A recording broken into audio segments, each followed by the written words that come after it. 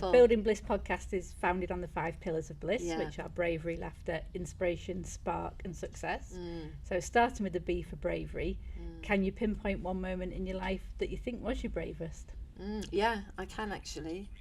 And I can, it's a strange one because I talk a lot about micro moments of joy when we're talking about building a flourishing life. But this was a micro moment, a tiny decision. And it was one Sunday night, and I'd been dabbling with giving up booze, doing dry January, doing the odd. My friends used to jokingly call me a stopaholic because I was always like, it's February, I'm going to call it Fun February and give up booze. Stoptober. Stoptober did that. Yeah. No November. Yeah. I don't know, does it exist? But that's what I called it. Yeah. No November. and this one night in particular, it was February, just a random February night, and I had given up booze for a while, decided to, because I was a moderate drinker in my head, I had told myself, decided to go back onto it again for the Christmas, just to be sociable. Yeah. And that went on into February, and I realised, here we are again, we're on the same treadmill. And that one night in particular, for no reason at all, it was a Sunday night, the roast dinner was cooked, and my ex was at the table, he was cooking the dinner, I could smell the gorgeous garlic potatoes, and this was the way my brain was trained. I heard the pop, I heard the gluck, gluck, gluck, gluck, and I sat at the table, the glass was pushed towards me, and I just very gently and very quietly pushed it across the table and said, no, not tonight, thanks. Right. That became, in retrospect, the bravest thing I ever did. Yeah, one tiny moment. I didn't realise that was going to be the last time. Like the night before was the last time I was drinking. I didn't because I'm an English teacher as well, so I love symbolism. Everything's dripping in symbol. The mad thing about this symbolism was it was the day after Groundhog Day, which is interesting. Yes, I've written about that. That's really interesting. I didn't realise it at the time, but I do things like I'm giving up booze tonight because it's like the anniversary of my father, or I'm giving up booze tonight because it's my 40th birthday, or whatever. There's always something dramatic. But this one gentle push was brave, and it was brave because, first of all, I was showing up for myself for the first time properly. I was at the dinner table. I could have just as easily as I had done a million times before said, sure, I'll just have one tonight, and then it would lead to another, and then I'd be chain smoking out the back, and the usual story, dragging myself through the Monday feeling like death. And it was the first time that I had the bravery and the integrity to say no, and not even be swayed by, sure, you may as well have the one with the dinner. Yeah. And that it changed my life. Yeah. And I haven't looked back since. And how long ago was that? That was 6 years in February. 6 years in February. So it's now May, isn't it? Yeah. So 6 and a bit years. Yeah, because I'm the same. It's my 6-year anniversary of giving up alcohol as well. But I did do dry January. Yeah. And because the way my brain was working, I was like, I can't say that I'm never going to have a drink again. Yeah. That's too much pressure. Yeah, that's a lot. I did dry January, and then I was just like, I'll just see how long I can keep it going for, and the more I did it, the better I felt. Yeah. It was in combination with the meditation I'd started, and I was like, why would I put myself back now to feeling anxious, like that hungover feeling, the existential dread, and I was like, why would I do it? And it was hard for the people around me, and that's a big factor, isn't it? Thing. Because I was, if you watch Friends, Fun Bobby. Yeah. So it's like, Mary's coming. Yeah. Mary's coming. There'll be a drink. Yeah. Me too. Yeah. Guilty as charged. Yeah. And I couldn't have one. So it's like, I'd come back, charged too. Come back from the bar with the shots. Yeah. Let's have tequila. She's bought another bottle of wine. What? Come on, guys. Yeah. So I was we sound very similar in that respect. It's very all or nothing kind of thing. So it is, but it is hard to adjust for everybody else as well, isn't it? Not just yourself. Yeah, it is, and that's why for me, finding Soberistas online was great because it's an online community. It's behind a paywall, but it's nominal what you pay for it. Yeah. And with that, I started to write again. I started to write, full stop. I had a master's in journalism and didn't write. Do you know what I mean? Yeah. I stopped because of my limiting beliefs. Yeah. because of that awful inner critic you mentioned that says, well, which really, if you don't get published in the Guardian, what's the point? Like, do you know, this nonsense? Yeah, why even start? Yeah, why even start? Yeah. And look at the age of you. And oh, for God's sake, should that look full of cliches? So I started to blog, and I started to get responses to my blogs that helped me, but I also realised helped others. Wow, that power, that feeling, and the reciprocity of it, amazing. Yeah. And as I say earlier, the cheerleading. So that was what really, cemented another part of my life that I had shut away. Yeah. Shut away and basically thrown away the key, to be honest. But I think that's the sober community is great, and I think the thing is, I think you class yourself as a grey area drinker, and I think that perhaps explain the difference between that and an alcoholic, because I think a lot of people are like, well, I'm not an alcoholic. I don't put whiskey on my cornflakes. Exactly. So, and that's how they justify it to themselves. And that's what kept me stuck for years, Mary. First of all, that's what kept me unaware for years, to be honest with you. I drank like an Irish person, Yeah. In fact, I used to actively quote Shirley MacLaine in Postcards from the Edge, where she's having a bit of a meltdown and her daughter Meryl Streep goes, "Mom, you're an alcoholic." And she says, "I am not an alcoholic. I just drink like an Irish person." And I thought, this is awesome. That's about Irish members of the in-laws, So it's like I drank like a feminist. Yeah. I drank like a party girl. I could drink any man under the table in my day, that kind of thing. I drank like a traveller, an international. All of these identities I donned. Then I drank like a mummy. Yeah, wine time. Mummyhood was not going to take away my identity, baby. Yeah. Because my bottle was there. Yeah. But despite all of these identities and the binge drinking that went on, the binge drinking was binge drinking all the way from the age of 14, by the way. Yeah. So it wasn't, it didn't deteriorate. No, I started at 13. That's the thing. But the type of grey area drinking is where you kind of have a dodgy off switch. I think that's the best way to describe it. You've just given me goosebumps, because that is exactly how I try and explain it. It's like I've got a switch in my head, and once it's gone, it's gone. And the thing is, it might not go tonight. Yeah. I might not be bombing rollies off the guys who are sitting busking on the street, dancing on the table. I might not go AWOL from this lovely social gathering and end up with new people harassing them to sing Irish rebel songs, but I just might. Yeah, there's always the potential. Yeah. And it could be crack, or it could actually be very dangerous. Yeah. And the dodgy off switch is something that I used to think it was just greed, and I know that I can moderate. But what is moderation? Only misery? Why would you be drinking if you're not drinking to get drunk? Do you know what I mean? Yeah. It just didn't make sense to me. To be honest, Mary, it still doesn't. No. Well, I'm always like, how do people go and nurse one pint for 3 hours at the pub? And I envy those people. So like, you obviously have got an off switch. Yeah. So it's very, very straight. But the way my wiring is, and once I realised that, then I realised, there is such a thing as grey area drinking. I did see Lucy Rocker, who founded Soberistas, one morning. I was watching this morning with a hangover on my day off with the baby. This kind of, when I was working part-time.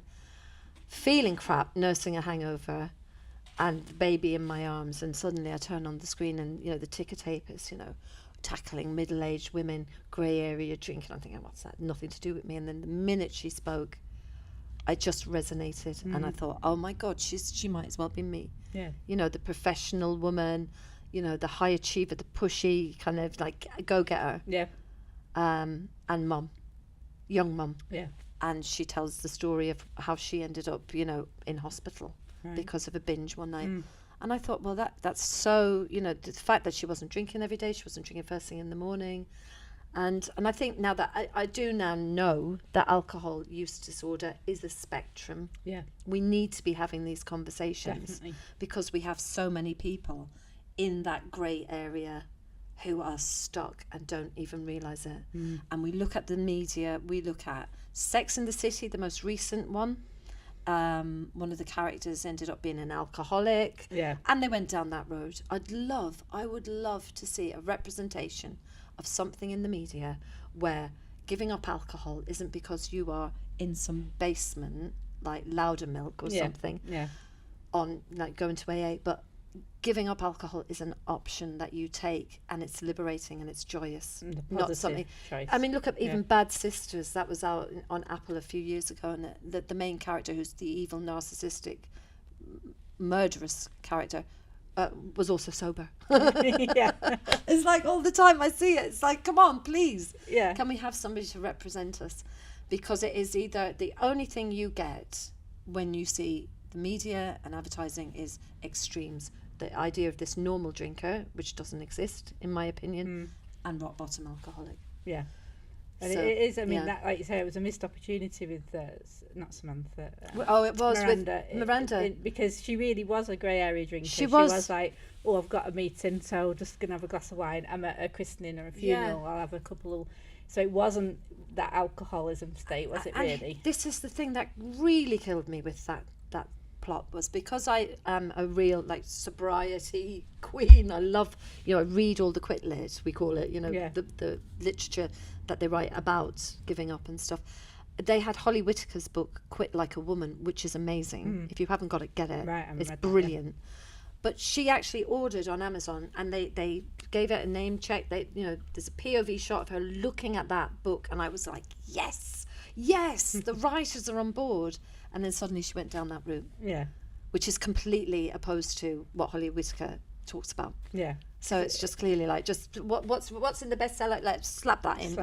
Lazy. And then it misses a chance to help people, doesn't it? Because I think that because people can say, oh, I'm not an alcoholic like that, I don't need to go to an AA meeting, that justifies them carrying on when they could actually give up quite easily, really. I think my question, I'd always say to people, ask yourself this question: does this add value to my life? End of.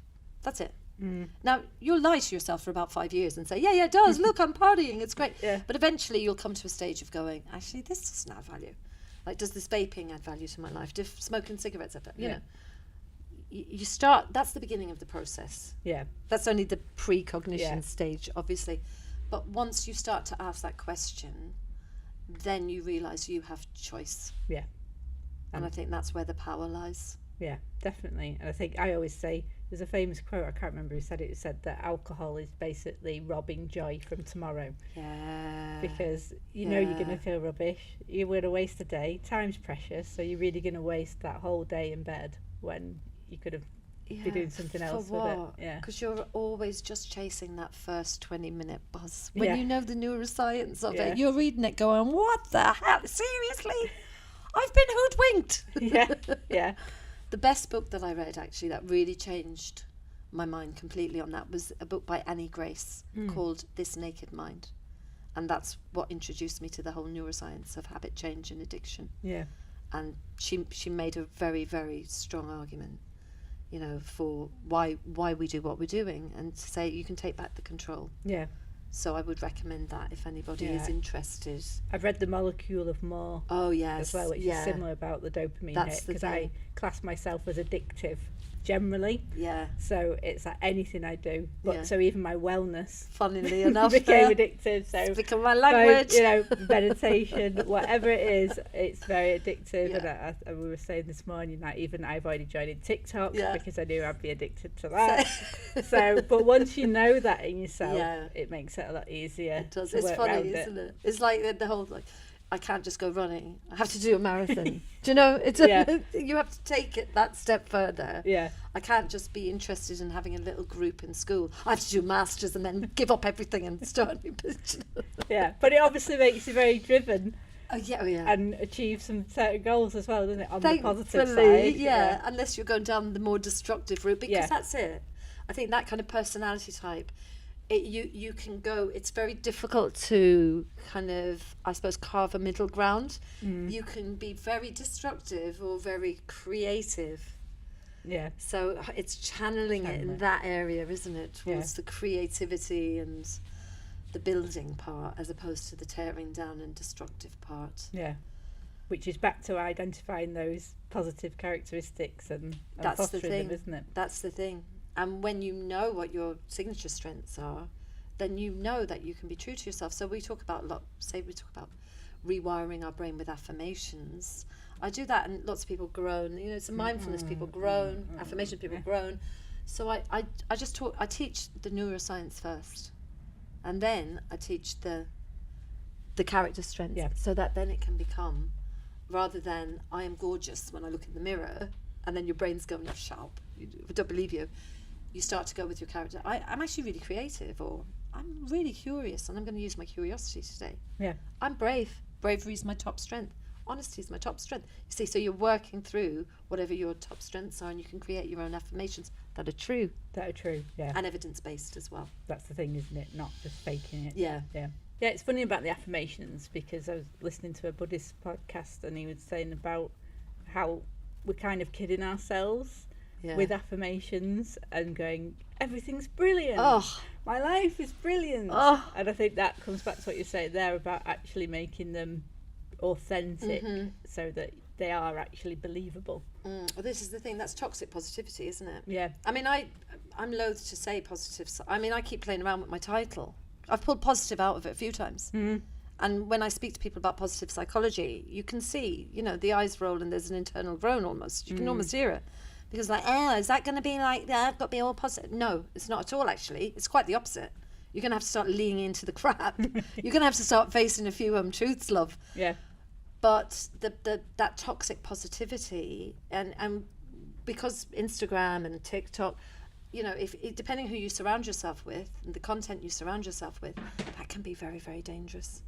Because, and they call it spiritual bypassing as well, don't they? Yes. It's like, all is well, there's nothing to see.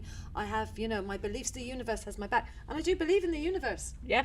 But we've got to talk about the action part of it as well. Absolutely, because that is my tagline is well-being without the wankiness. Oh, I love that. And that is exactly that Instagram thing of everyone pretending everything's great, floating around in white, and going, isn't life wonderful? And you're like, behind them is a whole heap of crap. And they just yelled at the kids. Cameras off, and they're screaming their head off. Where's just road rage. Yeah. So yes, that is so. And I do say that, if I'm doing an event with adults, I'll say, look, it may sound wanky, but I'll use that myself. Because it is. And I think, is it optimal psychology I do? It is. It's enabling you to optimize who you are, optimize your strengths, and optimize your strengths on every level. If you think of Maslow's hierarchy of needs, I start at the bottom when I work with clients. Physical is essential. So I will not do a program unless I have incorporated physical exercise into it. I'll always say 20 minutes outside for the circadian rhythm, getting some light, getting some vitamin D.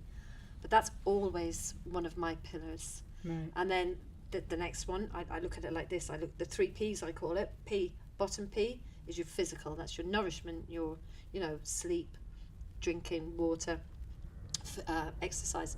The middle piece, people, because hell is other people. Yes, we know that. Yes. So it's working on how you engage, dropping the rope if you have to.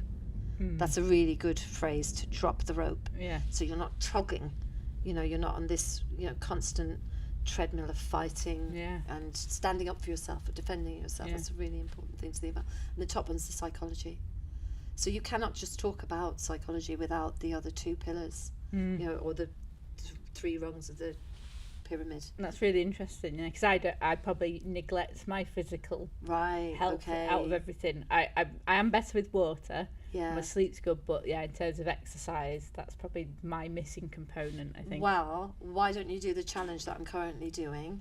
And all I want you to do, I'll tell you more about it later, but all I want you to do now is do 20 minutes outside every single day. That's it. Right. And that can be a walk. Yeah. And you can do, I've invented a form of exercise. By the way. I call it rancing. Rancing? It's run dancing. Oh, I like that, because I listen to my music and I'm like this. I strut. My wife's like, you're a rancer, baby. Yeah, all right. I love that. I've got a name for it now. So rancing is essentially putting on your music, going somewhere quiet, preferably, because I live near Sefton Park, so I go somewhere it sounds a bit dodgy, this, in the bushes, away from people's prying eyes, and like Chemical Brothers or something banging in my ears, and then I'm running, and then I start to dance. And then if anyone sees me, I start to do some kind of like pretend exercises, and then they go, and then I carry on with the dancing. Right. That is such a mood uplifter. Right, I'm going to do that. I'm committing to that. This is on camera. There you go. So I've got to do it now. I'm committing to that. Okay. So, yeah. Brilliant. Yeah, so I'm going to make you accountable. I'm going to text you and make sure you're doing this. No. But I do like that. No, I do like the accountability, because I've been through a soul coaching program where I had to send my journal every morning. Oh. And how much water I drank. Wow. And everything, and I need it. I'm like, that's the other side of my brain structure. You're like me. Because that's why I do these challenges. Yeah. All I do, if you follow me on LinkedIn or on Instagram, all I'm doing is, hey guys, it's spring, it's time. It's my stopaholicism. Yeah. Because it's like every new month is a new start. That's why I called the business Rise. That's why the program's called Rise. That's why my handle is Sunrise Sobriety. Because I believe that, every day is a fresh start. Yeah. And my challenges every month or every week or whenever you start is a fresh start to just start, show up for yourself, begin. My little mantra is this: it's believing plus beginning equals becoming. Isn't that good? I love that. I know. I've written that on my bathroom wall. I might have to get that as a tattoo. Yeah. When I tell the kids that one, I have it usually at the end of all of my little presentations, because that's what I believe. And it comes from I think it's like I think it's a Goethe quote that's something like, when you want to do something, beginning is the most bold step. I can't remember the quote directly, but it's something that I loved. And I was looking at it one day and I was thinking, because the cognitive stuff starts first, but you can't do anything without starting. And I put beginning as opposed to action, taking action, because sometimes if you start something and then you let go, you can just do the whole kind of like, the car gets a flat tire, you get out with a sledgehammer and smash the whole car up. When it's like that metaphor, isn't it? Yeah. I started meditation, did it 3 times, didn't work, can't be bothered. Yeah. So the beginning bit is also a reminder that it's it's the present mindfulness thing. It's and begin again. Begin again. And begin again. There's always the next moment. Yeah. There's always the next chance for you to show up for yourself, and then you become. Yeah. Because that's the James Clear Atomic Habits and BJ Fogg's, Tiny Habits. But that's the concept of, by doing the work, you become who you say you are. Yeah. I'm a non-drinker. Wow. 10 years ago, people would have laughed in my face if I said that. I'd have laughed in my face. Me too, yeah, absolutely. It's that having that identity, as we said before, of, I'm a drinker, so that I'm stuck with that. I'm a feminist. Now. I'm badass. Yeah. I drink because I I'm a rebel. I drink pints. Yeah. I'm sober because I'm a rebel. Yeah. How about that? Yeah, and it is a rebellious act. Hugely countercultural. Yeah. So I don't think I need to ask you whether you've got bravery as you've got older, because I think you clearly have. Yeah, I think I was quite brave as a child, because I was like raised half of my life, so my accent's quite hybrid.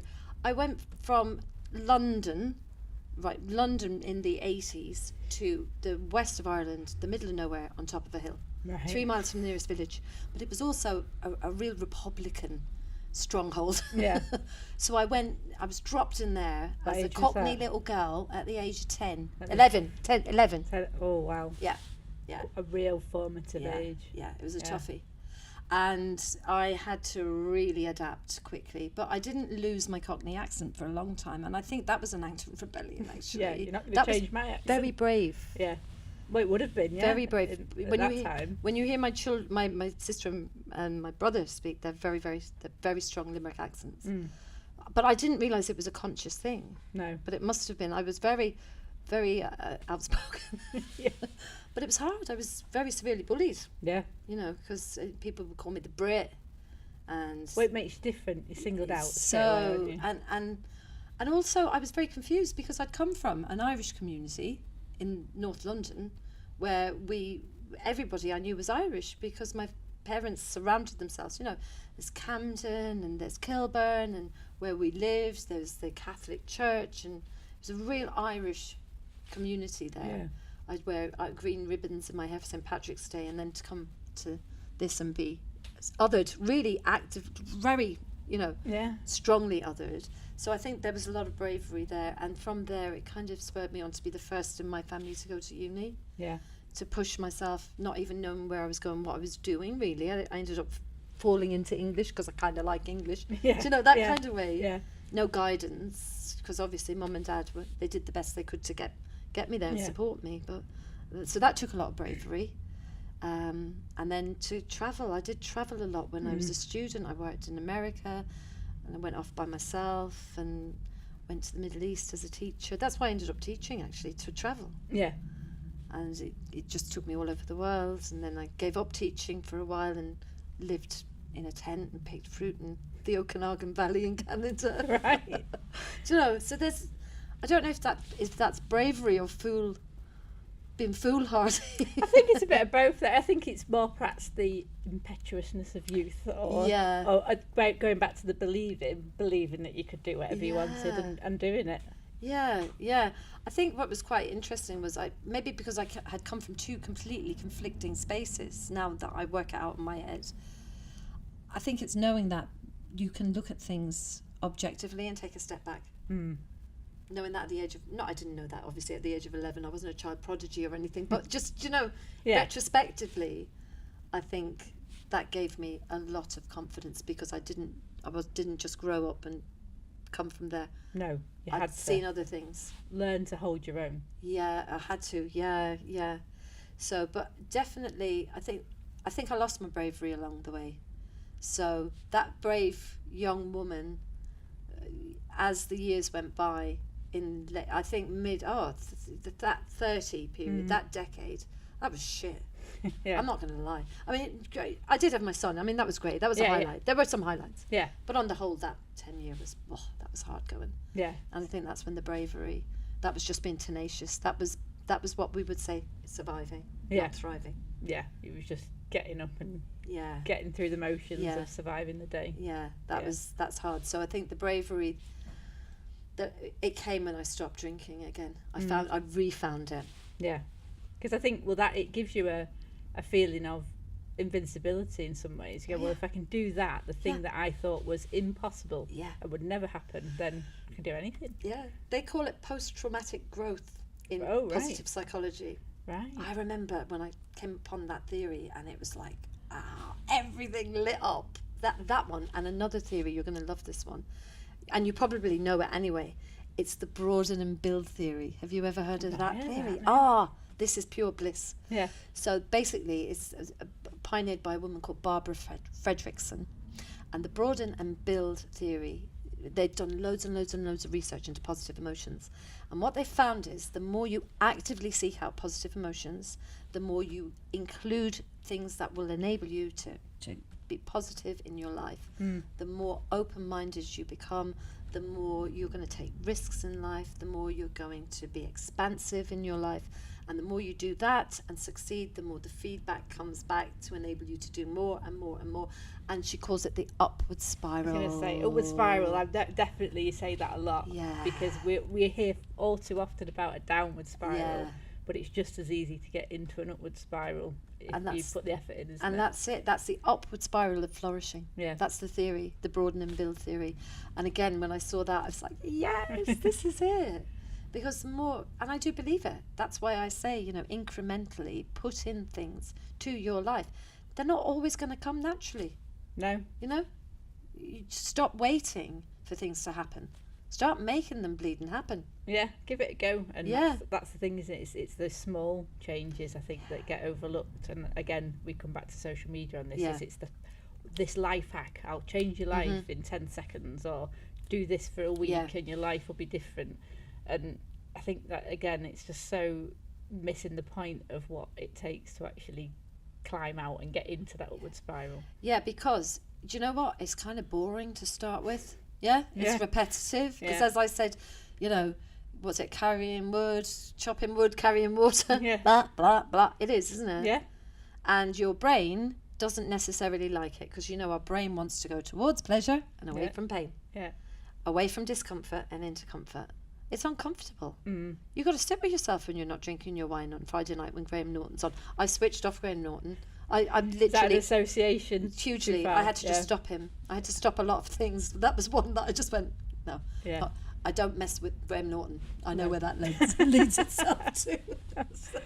But that's the thing. It's so knowing that as well, that those micro moments, like I said, the brave moment of just pushing away that glass, you know, you don't know at the time that this is going to be hugely significant in your life, perhaps. And I think it's probably as well that you don't know what's coming down the line, and I think it's as well that you don't, you know, but to accept. I think acceptance is the key. Understanding that it's not, you know, just because you put down the glass doesn't mean you suddenly get a master's in positive psychology and set up a business. No. This is over the span of 6 years. Yeah, with a lot of highs and lows. A lot. In between. Yeah. And still. Plenty. Yeah.